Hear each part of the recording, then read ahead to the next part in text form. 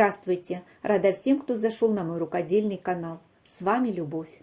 Сегодня буду шить салфетки для сервировки стола в стиле Прованс. Это деревенский стиль в светлых, спокойных тонах. Для него характерны несколько грубоватая отделка и натуральные ткани. Несмотря на свою простоту, этот стиль довольно популярен, даже среди молодежи. Натуральные ткани, экопродукты, сортировка отходов и переработка использованных изделий стали неотъемлемой частью нашей жизни. Для пошива буду использовать суровую бязь. На мой взгляд, она не стопроцентный хлопок, есть в составе синтетика. Я ее предварительно постирала в горячей воде, чтобы она дала хорошую усадку. И будет в работе еще вторая ткань, она стопроцентный хлопок и тоже не отбеленная. Эта ткань мне нравится больше, но размер не позволяет поставить ее на лицевую сторону. Шов будет заметен, поэтому сделаю из нее подкладку. Из основной ткани собрала заготовки 35 на 45 сантиметров. Как видите, ткань очень тонкая и нестабильная. Салфетки будут стеганые, и чтобы синтепон не пробивался через ткань наружу, ее нужно укрепить. Все заготовки я проклеила флизелином. У меня плотность 40 грамм с точечной фиксацией. Для стежки собрала сэндвичи. Заготовка, флизелин плотностью 100 грамм и подкладочная ткань. Два нижних слоя сделала по размеру больше. Все слои скрепила булавками. Две заготовки простегала полосками со звездочками, а остальные две полосками с сердечками. На листе бумаги подготовила шаблоны для вышивки приблизительно одинакового размера. Я рисовала от руки, но можно зайти на Pinterest и воспользоваться готовыми шаблонами. Кладу шаблон на заготовку, размечаю приблизительно место для вышивки и дублирую рисунок на ткань. Стебельки и чашелистики я вышивала на машине обычной прямой строчкой.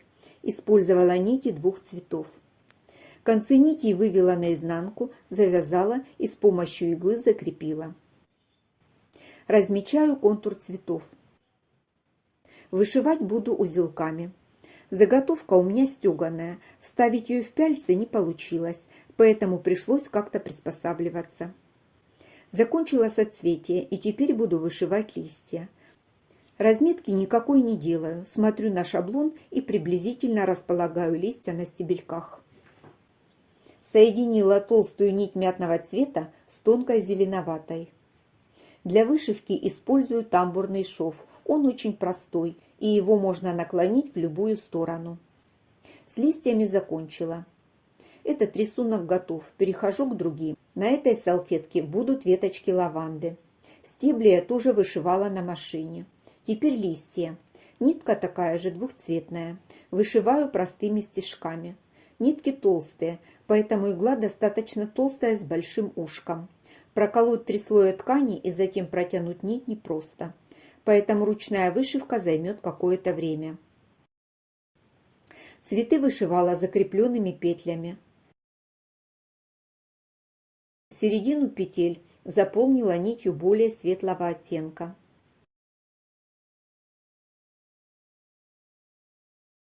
С основной вышивкой закончила. Остальные заготовки вышивала приблизительно так же. Никаких сложных швов. Все очень просто. Сейчас делают объемную вышивку. Очень красиво выглядит. В моем случае объемная вышивка не подойдет. На салфетках приборы должны стоять устойчиво.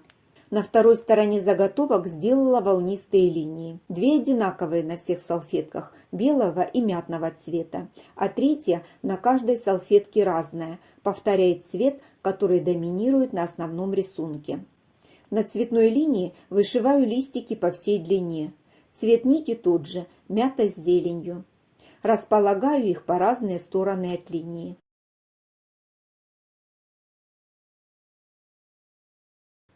Возле каждого листика вышиваю маленький бутончик. Использую шов-узелок. Цвет делаю разный, в зависимости от цвета основной вышивки. Рисунок сбоку на всех заготовках одинаковый, отличается только цветом.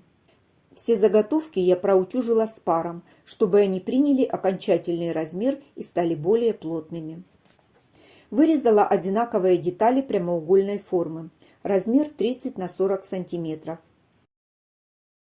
а обратную сторону буду закрывать подкладкой из хлопчатобумажной ткани. Соединила подкладку с основной деталью. Швы не везде ровные, потому что я их совмещала со швами на лицевой стороне, а здесь я стегала на свободном ходу, на глаз, без разметки.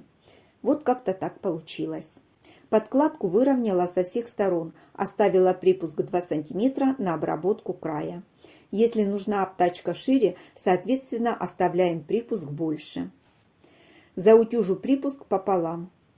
Заворачиваю окантовку на лицевую сторону. Фиксирую булавкой. Чтобы сделать красивый уголок, закладываю припуск под углом 45 градусов. Затем отгибаю припуск. Заворачиваю на лицевую сторону изделия.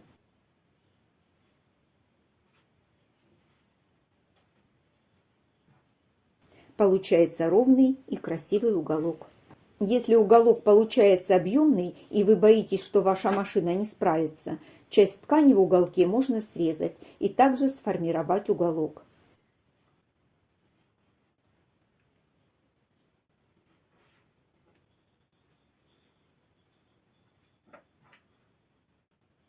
Проложила строчку как можно ближе к краю обтачки по всему контуру.